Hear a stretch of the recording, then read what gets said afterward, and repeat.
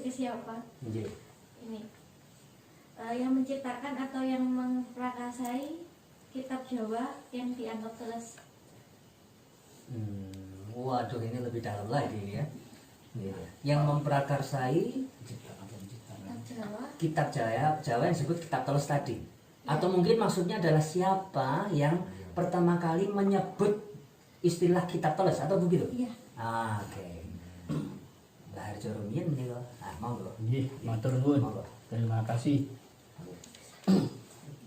Kenapa orang Jawa bilang punya kitab teles?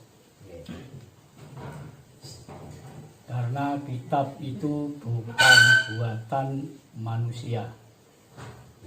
Kitab hidup. Manusia hidup itu tidak mungkin kering. Di situ ada teles, di situ ada hidup. Makanya tadi ada orang bilang orang Jawa menyembah pohon. Itu kalau orangnya benar-benar orang berketuhanan tidak sampai berkata begitu. Upamaya, dekat mana menyembah Tuhan, menghadap pohon dan menghadap tembok? Dekat mana? Tembok itu manusia yang buat.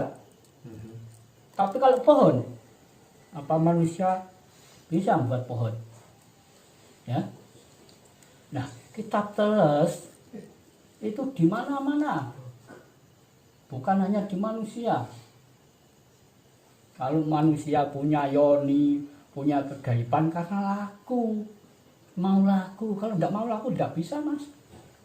Beda. Daun, kayu, batu, bisa itu ada yonina. Ada kegaiban yang tertentu. Lajeng nyuwun sewu ingkang nyebat awal mawi istilah kitab teles atas pitakenan wau sinten? Wonten Mbak? Apakah bisa ditunjuk orangnya atau kelompoknya?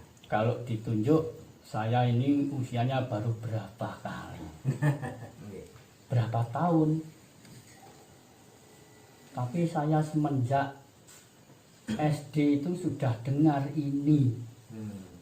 Karena dulu saya dibekali kakek saya begini. Nek kowe besok pengen dadi wong ngerti, budhal guru. Tapi golek guru sing bagus tulus tanpa cacat. Ini bekal saya.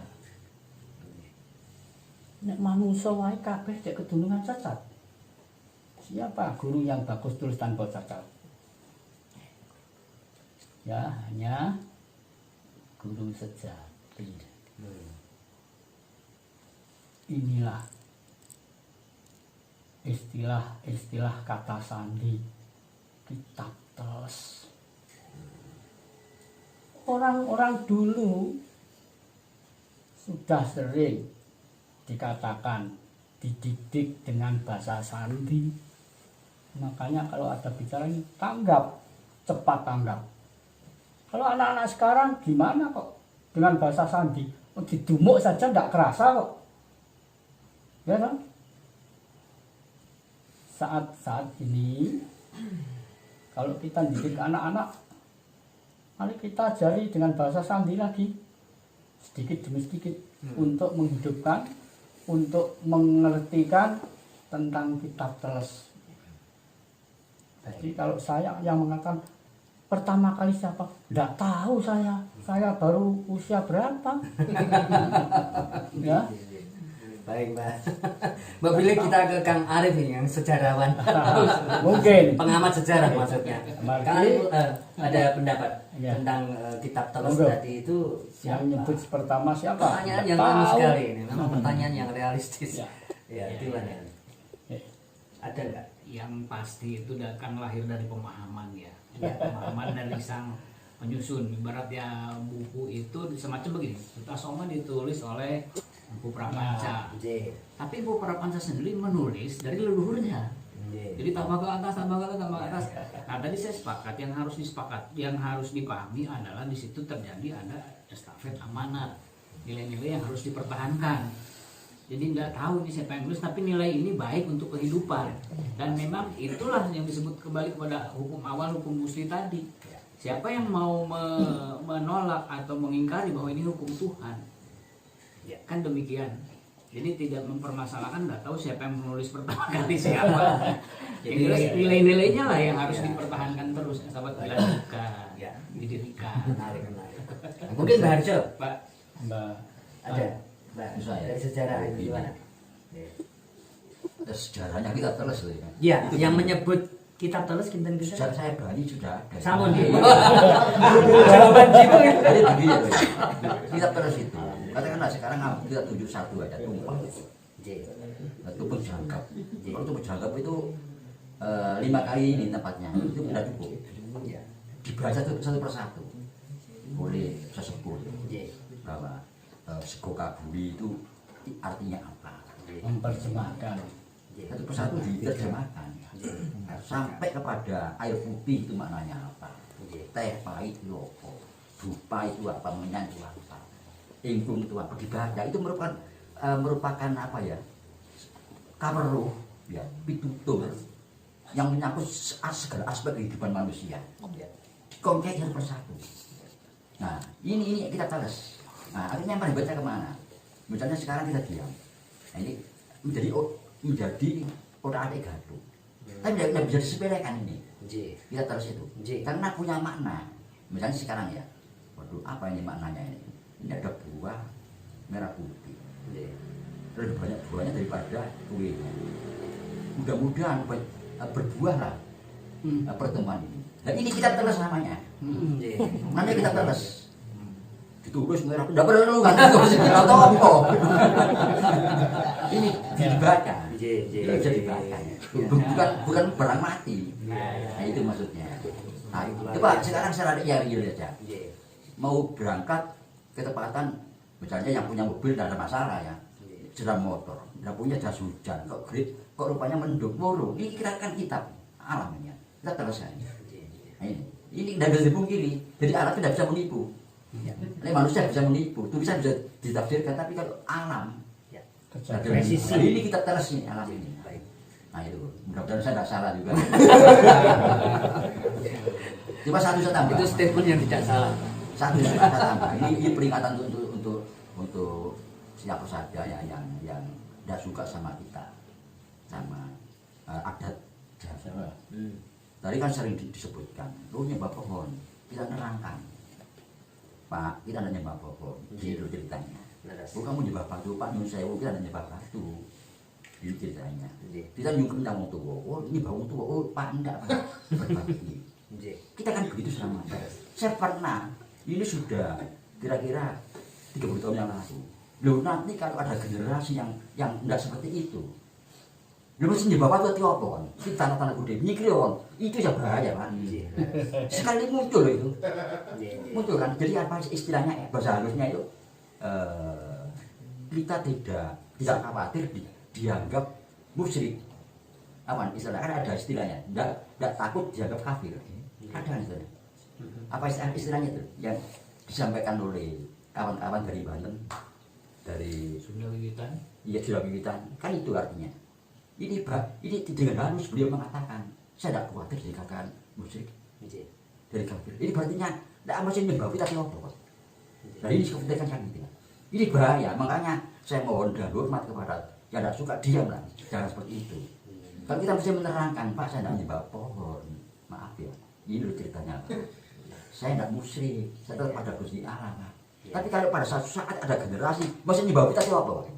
Nah ini lebih bahaya. Baik. Makanya peringatan keras, betul jangan diulangi ya. Kalau nanti jawabannya begitu jangan disalahkan. Ini luar dari peti. Ya terima kasih. Mbak Matur Mbak Gadot ya. Pak Agus mungkin ada komen. Silakan. Mungkin konkretnya itu nanti kalau ada pertemuan kembali, tapi saya akan berikan satu pengertian, mudah-mudahan bisa dimengerti dan diterima. Begini, kalau tadi ada bahasa sandi, ya tadi apa sesaji itu sebetulnya leluhur kita menyimpan ilmu kaweru atau pitutur itu dalam bahasa Sandia tadi lah, sesaji tadi. Itu setiap bentuk yang ada di situ itu bisa dibaca. Nah, kok bisa dibaca? Itu memang ada kitabnya. Kok ini maknanya demikian, tumpeng ini namanya itu ada. Itu ada tertulis itu. Nah, tapi kalau berbicara masalah asal usul siapa yang mengatakan kitab teles, itu sejarahnya tetap orang Jawa. Gini, saya membagi zaman itu 3. Bukan saya dapatkan dari luhur bahwa bangsa Jawa itu asalnya itu dari tingkat kahyangan. Setelah kahyangan kadewatan. Setelah kadewatan baru zaman ada. Nah, ini. Nah, bangsa Jawa itu asalnya dari sini. Dari kahyangan mau kadewatan. Lalu di sini kita dibawa kitab oleh sang hidup tadi. Kitab ini memang ada. Contohnya begini. Kok kitab teles itu jelas gaib. Loh, apa gaib itu nggak bisa dinyatakan? Jadi kasunyatan. Setiap ada bentuk, ada nama, ada bentuk. Ada bentuk pasti ada nama. Itu udah pasti hukum alam. Nah, cuma bagaimana? Karena kita belum tahu, ya nggak bisa nyampaikan. Gitu. Maka saya katakan bahwa bangsa Jawa itu dari sini. Katanya. Lepas dari hukum agama. Ya, lepas dari hukum agama. Itu kitabnya juga ada. Saya berani mengatakan demikian karena saya mengetahui, diberitahu. Jadi mengetahui. Gitu ya. Jadi, tapi kitab ini akan saya ulas atau sampaikan nanti dalam episode selanjutnya. Ini kan kita baru bertatap muka, baru mulai warming up dulu lah. Gitu. Tapi saya yakin nanti mau dibahas Pancasila yang bagaimana yang aslinya, saya siap yang aslinya bunyinya bagaimana, sejarahnya bagaimana Pancasila itu. Itu saya langsung dapat dari sumbernya juga. Sampai saya simpan gitu. Makanya saya tidak pernah di kota, banyak di hutan. Kenapa? Kok di kota pusing, mesti debat terus. Ketemu yang nggak bener, cepret gini. Ngapain? Gitu, baiknya saya di gunung aja gitu. Karena begini, kalau kamu ingin, katanya gitu ya, jadilah kamu politikus yang ulung, ya, politikus yang ulung, boleh politik lagi. Saya bertanya juga mati. Jadi politikus. Saya ini orang teknik ya. Sudah pasti. Hitungan-hitungan itu pasti. Saya cari. Jadi cara politikus yang ulung bagaimana? Hingga boleh jawabnya ketemu juga. Seorang politikus yang ulung adalah seorang itu yang mengerti persis tentang adat budaya bangsanya dengan benar dan baik. Jadi kalian kalau ingin jadi orang yang baik, untuk berpolitik yang baik atau berhubungan yang baik, belajarlah kembali kepada adat budaya bangsanya. Apa? Bangsa kita sendiri, bangsa Jawa. Saya mengatakan kok Jawa ini bangsa Jawa. Karena pada waktu itu memang disebutnya bangsa Jawa, Bongoso Jawa. Jadi di sini kita sangat kaya sekali ya, kaya dari segala macam. Bahasanya pun kaya. 1, bahasa kita itu ada 7 tingkatan Jawa itu. Muku, Kromo Madyo, terus Kromo Inggil, Sansekerta, Kawi gaib. 7. Lalu untuk Kromo Madyo aja sulit kok. Baik. Itu kalau tidak salah Nih. Kawi gaib itu bahasa Dewa Negari 6. Itu asal bahasa ini awalnya dari kahyangan tadi ke kadewatan, terus diturunkan. Ada 3 dewa yang diturunkan. Makanya di situ ada cerita namanya Semar bangun kahyangan. Setelah itu kan kadewatan turun kepada anaknya. Disinilah Batara Wisnu, Batara Siwa dan Batara Brahman diturunkan ke tanah Jawa. Mau disinilah wiwitan adanya kerajaan di muka bumi. Pas ya dari agama. Luar biasa, masya Allah. Nanti kita lanjutkan lagi di episode berikutnya. Oh gitu ya. Kita Oh, ya. untuk buka tuntas. Supaya apa? Setelah itu saya akan pergi jadi. Oh. Enggak.